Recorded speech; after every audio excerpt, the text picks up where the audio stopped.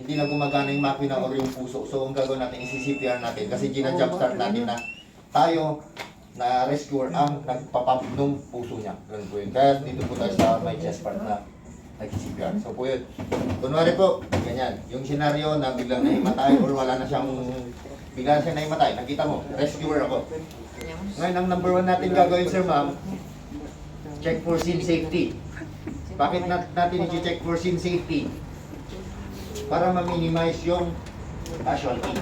Kasi kunwari, bigla siya nahimatay. Gaya nung sinasabi ko kanina, mayroon palang kable ng wire na nakalaylay doon. Tapos yun yung nasagi niya. Grounded yung area kung saan siya na yun. Tapos lumapit ka bigla. Grounded. Di dalawa na kayo na kuryente, di ba po? So number one natin i-check, scene safety. No? Kasi may mga times kasi na, ay, nahimatay. Yun pala, may toxic gas doon sa area na lumapit ka, na rescue, di dalawa na kayong casualty. So yun po yung number one natin, natin safety. Safety mo as a rescuer. Safety ng scene na kung saan ka magre-rescue. So yun po, na-check ko na yung scene, safe naman po siya. Ang una kong gagawin, siyempre magpapakilala ko. Paano pala kung kaaway ko yun, tapos gusto kong patayin. So ang gagawin mo, I am FO Trinity Christian Bondan, I'm a nurse, I can help. Kasi may karamihan po niyan, pag may ganung nangyari, siguradong may naglalay, may mga tao sa paligid. At least, na-establish mo yung fact na, o ikaw, tutulong ka, kaya ka lumapit doon sa nahimatay na pasyente. Yun po yun. Ang comment nila, sino ka? Oo, Ayun po. agad may nagmamagaling doon. Uy, linapitan niya ano. Tapos babae yung pasyente, lalaki ako, tapos yung mga ginagawa mo doon. So, bali sa ito po, iba na ba na ating ginagawa, hindi na. Yan po yun, para ma-establish natin. I am a Trinity Christian Bondan, I am a nurse, I am trained at CPR, I can help. Ganun. Tapos pagkalapit natin dito, ang position kasi natin, sir ma'am, sa middle part ng katawan ng pasyente. Yung isang tuhod mo nasa may waistline, isa naman nasa nasa may shoulder area. Yan po. So ang una natin gagawin, siyempre nahimatay. Hey sir, are you okay? Sabihin na natin, oh, pwede, hey ma'am, are you okay? Ganun po. Dito. Ngayon sir ma'am, may mga tendencies kasi talaga na ano, bakit yung general na tinuturo dito natin itatap? Kasi itong shoulders na to ma'am, pag konting tap or konting ano natin, masakit yan. Mararamdaman kahit nahihimatay yan.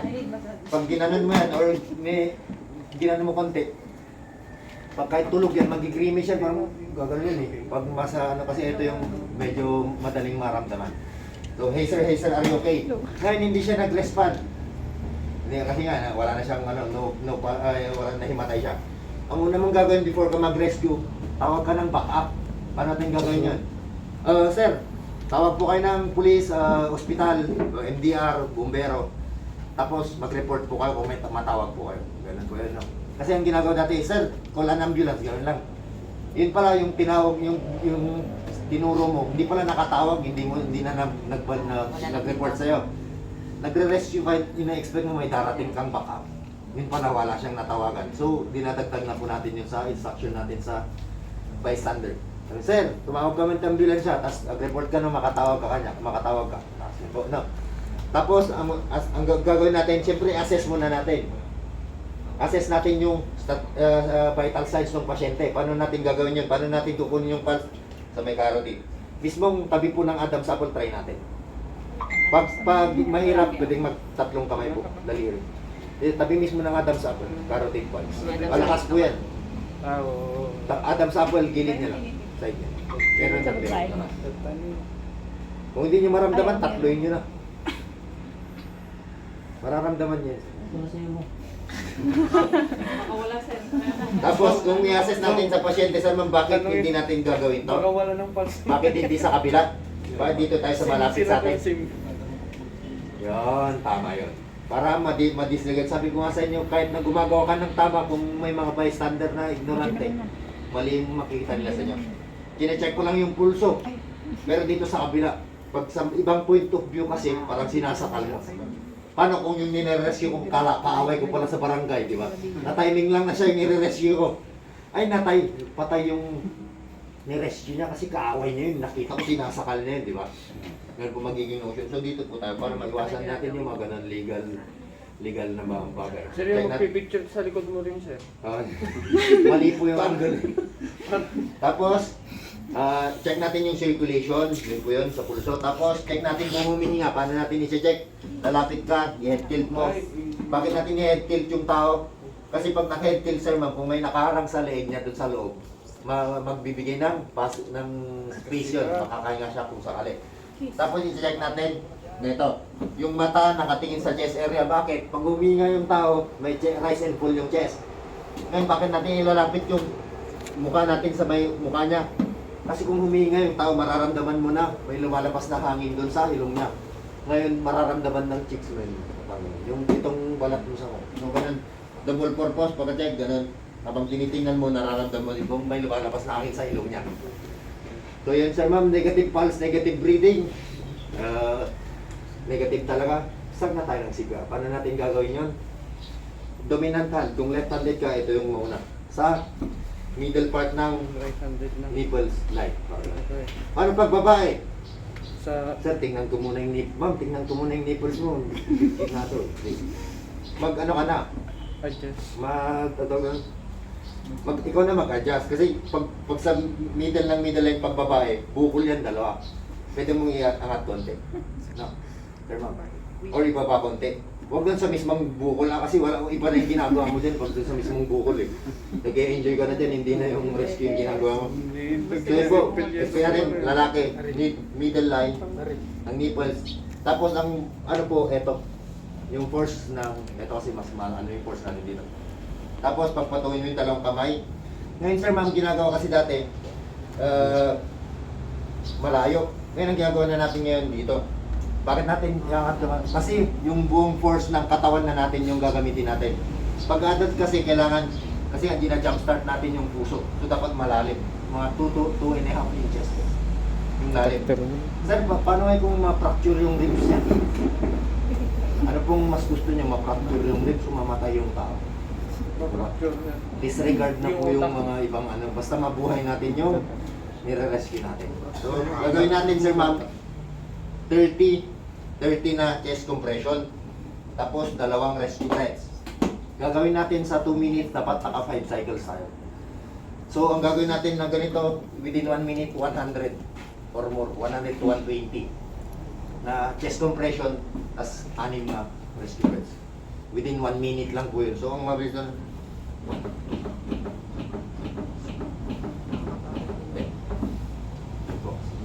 dapat malalim. Tapos yung rescue breaths natin, head tilt mo ulit. Bakit natin i-head tilt ulit? Para yung passage ng hangin, makadiretso. Dalawa.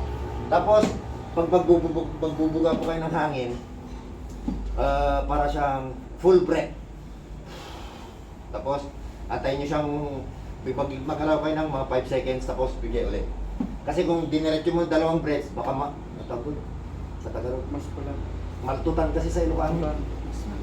Parang, di ba pa, ang ano kahit tulog yan, meron tayo na, maghihinga yan eh. Parang pag binambigay ka, may tayo na lalabas.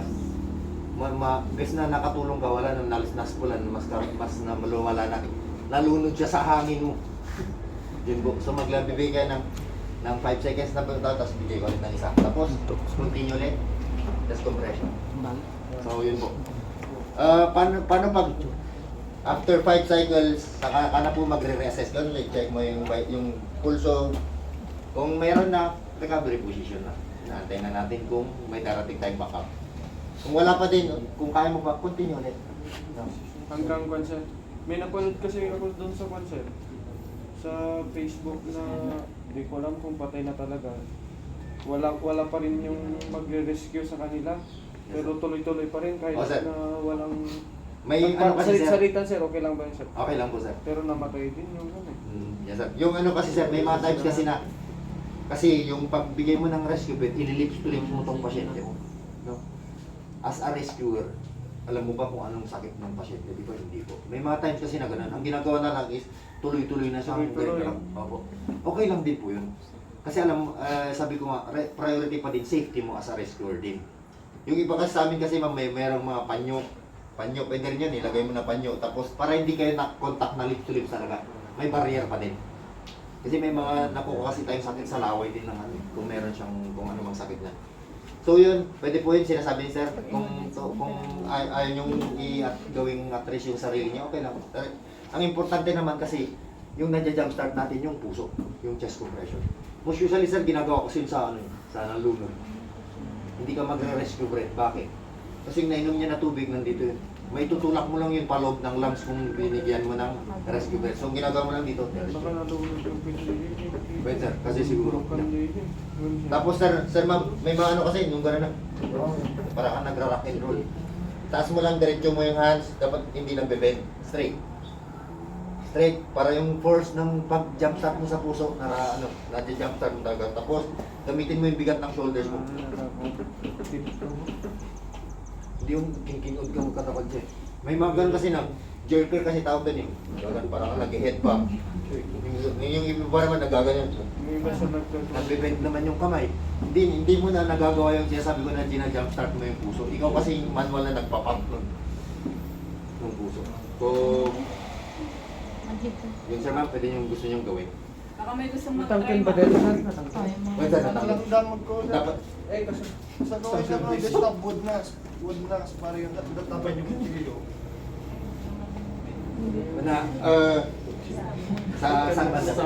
Sa barong Sige ma'am, sige sir, parang ko lang.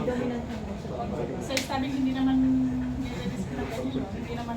Hindi na siya isisipyo at Hindi na sisipira. bakit? Mas, pag kunan dito yung stab wound niya, tapos pinapress mo ng gano'n, anong mangyayari dun sa ano?